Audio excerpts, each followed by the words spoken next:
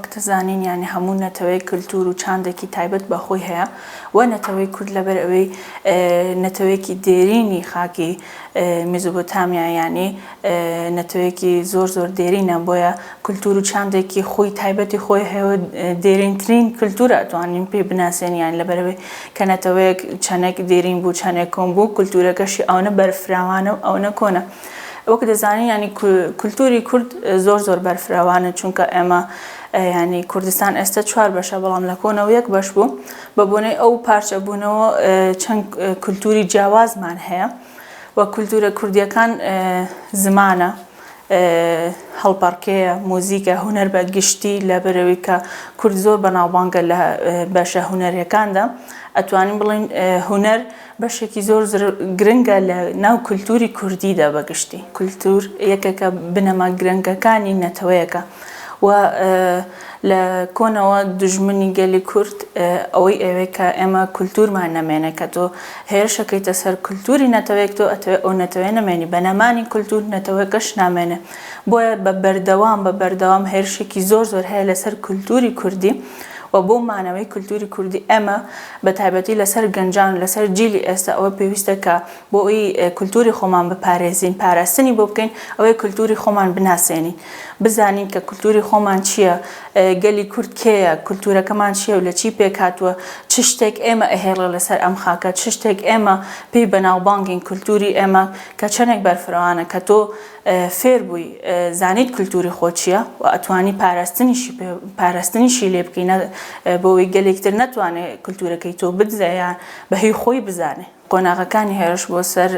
گەلێک ئەوەیە کە هێرشەکاتە سەر کللتوریەوە بۆ ئەوەی بمانەوێت ئەو هێرشانە تا ڕادەیەک بوەستێنیان ئێمە ناتوانین بڵین ئێمە ئەتوانین هەموو شتێ بکەین و ئەو هێرشە بە تەواوی ڕابوەستێنن بەڵام ئەوەی ئەرکە لەسەر ئێمە ئەوەی کە ئێمە ئەتوانین بیکەین ئەوەیە کە هەم کللتوری خۆمان بناسین هەمیش ئەو کللتورانەی کە لە باو باپیرانمان بۆ ماوەتەوە هەڵپەڕکێ چ موزیکە چ خواردنە چ زمانە بتوانین بیپارێزین یعنی بەردەوامی پێ بدەین وەکو دەزانین لە ئێستادا یعنی ئەوە پلانێکی زۆر دەم درێژە دژمن لەسەر خاکی کوردستان ئیش پێکە کە ئەوەیە کە کللتورەکانمان لە ناو نەمێنێ وەکو یەکەم شتیش لە زمانەوە یعنی ئێمە کە مناڵەکان ئەبینین لە ئێستادا بە زمانی کوردی خۆیان قسە ناکەن یانە چون بە زمانێکی بیانی قساکەن ئێمە لەگەڵ ئەودانە پێشکەوتن دروست بە بەڵام نەک وەکو ئەو ببێ هۆی سڕینەوەی کللتوری خۆمان ئێمە کللتورێکی زۆر دیرینمان هەیە بتوانین پاراستنی لێ بکەین ئەو کللتورانەیە ئەو چاندەی کە بۆمان ماوەتەوە لە باپیرانمان پاراستنی بکەین چ جلوبەرگە بە ڕەسەنی خۆی بهێڵین چ زمانە بە زمانی کوردی قسە بکەین چ خواردنە کوردەکانیش یانی ئەوانش بەشێکن لە کللتوری ئێمە بتوانین بە بەردەوامی لە ناو مناڵەکانە لە ناو گەنجەکانە بیهێڵین تا گەنجەکان ئاشنا بن بە کللتوری خۆیان تا بتوانن لە داهاتووە بزانن کە ئەمە بەشێکە لە ئەوان بەشێکە لە کللتوری ئەوان و بیپارێزن ئێمە لەبەرەوەی نەتەوەیەکی گەورەن یانی چەند کللتور و چەند هەڵپەڕکێ و زمان و زاراوەی جیاوازمان هەیە خواردنی جیاوازمان هەیە و هێرشی جیاوازمان ئەکرێتە سەر بەپێی ناوچەکە هێرشمان ئەکرێتە سەر مەسڵەن بۆ نمونە ئەو هێرشەی کە کرایە سەر ئەو گەنجانەی کە لە باکووری کوردستان هەڵپەڕکەیان ئەکردیانێ لەوانەیە ئێستا گەنجێک سێر بکە بڵێ هەڵپەڕکێ چییە تا دوژمن هێرش بکاتە سەر دووسێ گەنجێک کە هەڵپەڕێ بەڵام وان نییە هەڵپەڕکێ بەشێکی زۆر گرنگە لە کللتوری ئێمە دوژمن لە کللتوری ئێمە ئەترسێ چونکە ئەزانێ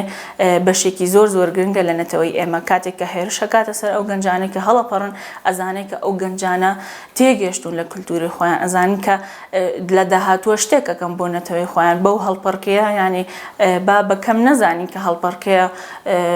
قەیچیە کە ئەگەر هێرشی کرایە سەر کەسێکی ئەو نەزۆر هەڵوەستی نەبوو بەرامبەر ئەوەی ئەو هێرشەی کە کرایە سەر ئەو گەنجانەی کە هەڵپەڕکەیان ئەکرد چونکە هەڵپەڕکێ بە بەشێکی گرنگ نازانن بەڵام هەڵپەڕکێ زۆر بەشێکی گرنگە لە کللتوری ئێمە و ئێمە بتوانین هەڵپەڕکەی خۆمان بپارێزین و هەڵوێستمان هەبێ بەرامبەر ئەو هێرشانەی کە ئەکرێتە سەر کللتوری خۆمان کە ئەکرێتە سەر هەڵپەڕکەی خۆمان موزیکی خۆمان زمانی خۆمان خواردنی خۆمان جلوبەرگی خۆمان ئێمە بتوانین ئەو هێرشانە بوەستێنین هەڵوێستمان هەبێ بۆ ئەوەی لە داهاتووە بڵین کە ئێمە خاوەن کللتورێکین خاوەن چاندێکین خاوەن نەتەوەیەکین پەیامی منەوەیە بۆ ژنان و بۆ گەنجان بە تایبەتی چونکە بەشێکی گرنگی کۆمەڵگان ئەوەیە کە گەنجەکانمان فێری کللتوری خۆمان ببن، یعنی شتێکی زۆر زۆر زۆر ینی شانازی بە کللتوری خۆیان بکەن، لەسەری بخوێنن، چ هەڵپەرکێ بێت، چ شانۆ بێت، چ موزیک بێ، هەموو بەشەکانی کللتور چاند و کللتوری خۆیان بخوێنن لەسەری تا بتوانن لە داهاتووە پاراستنی بۆ بکەن. هەروەها بۆ ژنانیش، یعنی ژن چینێکی زۆر زۆر زۆر زۆر گرنگە بۆ نەتەوەی کورد، چونکە لە کۆنەوە ژن بووە هونەری دروست کردووە، ژن بووە گەلێکی پێشخستووە، ژن ینی بۆ خۆی قوتابخانەیەکە بۆ پەروەردەکردن، ینی کە ژنێک بتوانێت کللتوری خۆی بناسێ و بتوانێت پاراستن لە کللتوری خۆی بکە، ئەتوانێت کۆمەڵگایەک پێک بێنێ کە پاراستن لە کللتوری خۆیان بکەن. بەگشتی ئەمە ئەگەر باسی هەڵپەرکێ بکەین، یانێ هەڵپەرکێ هونەرێکی زۆر زۆر کۆنە لە ناو گەلی کووردە، ڕاستە چەند نەتەوەی تریش یعنی هەڵپەرکێ و جوڵەی تایبەت بە خۆیان هەیە، بەڵام لەبەر ئەوەی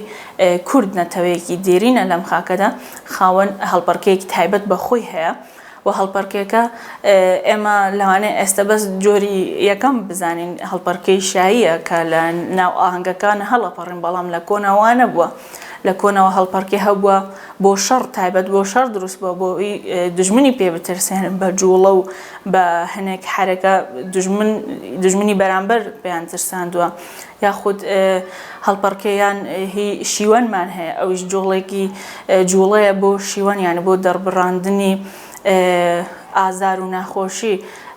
جۆری سێم ئەوەیە کە بۆ خۆشیە یان بۆ ئاهەنگە، بۆ هەڵپەرکەیە، بۆ دەستکەوتنی شتێکە. بەگشتی هەڵپەرکێ ینی لەو چوارچێوەیە ئەسوڕێتەوە کە وەک دەزانین ینی بەشێکی زۆر زۆر گرنگی کولتوری کوردیە و ئێمە ئەبێ هەموو گەنجێکی کورد، هەموو کوردێک لەسەر هەڵپەرکێ بزانێت کە هەڵپەرکێ چییە و چی نییە و مێژووی هەڵپەرکێ بزانێ، هەروەها بتوانێت جوڵەکانیشی بزانێ. هونەر هۆکارێکی زۆر زۆر گرنگە بۆ ئەوەی بتوانین بەرامبەر دوژمن بوەستین، چ بە هەڵپەرکێ بێت، چ بە شانۆ بێت، چون بە موزیک بێت. کاتێک تۆ هەڵپەرکەیەکەکەی تۆ دوژمنی بەرامبەرت ئەتەرسێنی کە من هێشتا پاراستن لە کولتوری خۆمەکەم، تۆ گۆرانێکی کوردی ڕەسەندەرەکەی، تۆ ئەڵێ هێشتا دەنگم هەیە، من هێشتا ئەزانم گۆرانی بە کوردی بڵێم شانۆیەکە، هەروەها تۆ بەگشتی هونەرەکان تۆ ئەتوانی پاراستن لە خۆت بکەی و دوژمنی پێ بترسێنی کە هێشتا من ماوە.